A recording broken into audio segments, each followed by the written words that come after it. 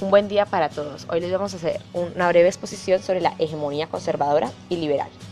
¿Qué es la hegemonía? Es una supremacía que un Estado o pueblo ejerce sobre otro. A continuación les hablaré sobre la hegemonía conservadora.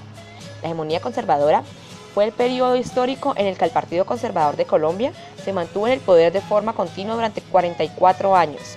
Se inició en 1886 cuando José María Campos Serrano asumió la presidencia de la República de Colombia en nombre de la Regeneración liderada por Rafael Núñez, bajo la cual se promulgó la Constitución de 1886, de corte centralista y conservadora. Esta hegemonía se prolongó hasta 1930, cuando el conservatismo perdió las elecciones contra el candidato liberal Enrique Olaya Herrera.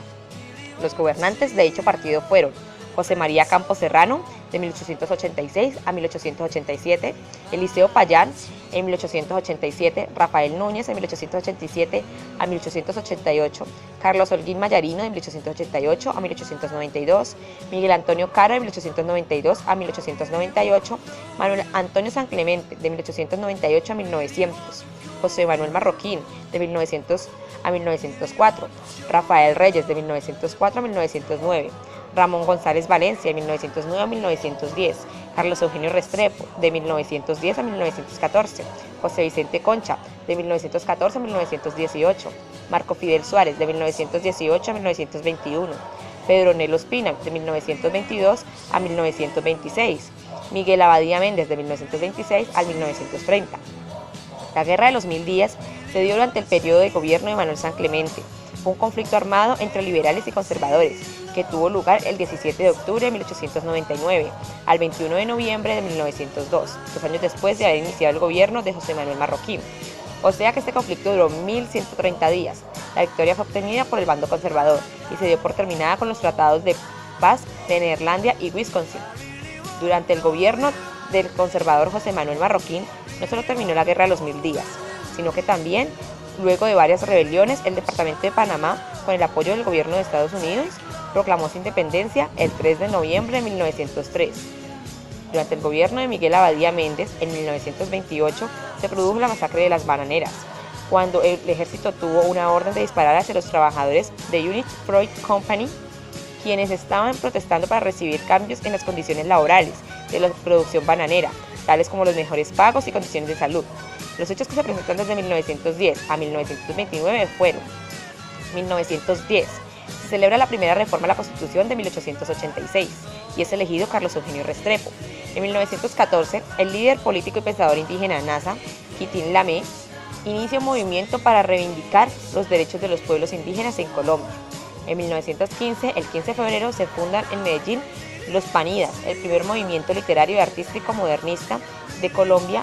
El 9 de mayo de ese mismo año es arrestado por la policía Quitín Lamé, acusado de querer construir una república indígena. En 1919, el 5 de diciembre, los alemanes Werner Karmerer, Stuart Joyce, Alberto Tejeda y los colombianos Ernesto Cortizos, quien es el primer presidente de la aerolínea, Rafael Palacio, Cristóbal Restrepo, Jacobo Correa y Aristóteles Noruega, fundaron en Barranquilla la Sociedad Colombo-Alemana de Transporte Aéreo, SCADTA, lo que dio inicio a la aviación en Colombia. En 1926, entre el 21 de noviembre y el 4 de diciembre, se celebra en Bogotá el tercer Congreso Nacional Obrero, en el cual la dirigente política de María Los Ángeles Cano Márquez es proclamada la flor del trabajo. En 1928, el 24 de marzo, Colombia y Nicaragua firman el Tratado de Esguerra-Bárcenas, el cual el primero reconoce la soberanía del segundo sobre la costa de Mosquitos y Nicaragua reconoce la soberanía de Colombia sobre las islas de San Andrés, Providencia y Santa Catalina. En 1929, el 5 de septiembre, nace en Barranquilla la radio en Colombia. Pasando a nuestro segundo plano, que es la hegemonía liberal, esta fue gobernada por Enrique Olaya Herrera, que la gobernó de 1930 a 1934, Alfonso López Pumarejo, de 1934 a 1938, y es aquel que repite su soberanía en 1942 a 1945, Eduardo Santos, de 1938 a 1942, y Alberto Lleras Camargo, de 1945 a 1946. En los años 80, cuando José Armando del Sorio era la única confrontación internacional de Colombia, se generó la guerra contra Perú, que duró de 1932 a 1934. En 1930 fue elegido presidente liberal Enrique Olaya Herrera. En 1932 un grupo de peruanos se toma la ciudad colombiana de Leticia en el departamento del Amazonas, lo que despertó inmediatamente los sentimientos nacionalistas que recordaban la pérdida de Panamá y tenían en cuenta el Tratado Salomón Lozano firmado con Perú en 1922. Sin embargo, el mundo estaba en mala economía. Colombia no tenía la experiencia en una guerra contra otra nación, se trataba de una región selvática y el país no tenía suficientes recursos, condiciones que motivaron a los peruanos. El 18 de febrero de 1933, la Embajada de Colombia en Lima fue atacada y el embajador fue obligado a retirar las insignias nacionales ante los gritos anticolombianistas en las calles.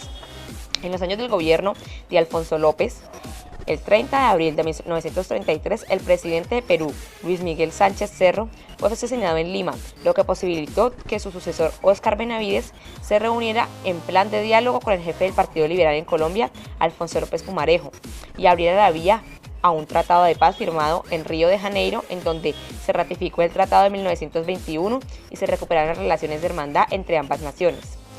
López Pumarejo gobernó por 2 periodos, de 1934 a 1938 y de 1942 a 1945.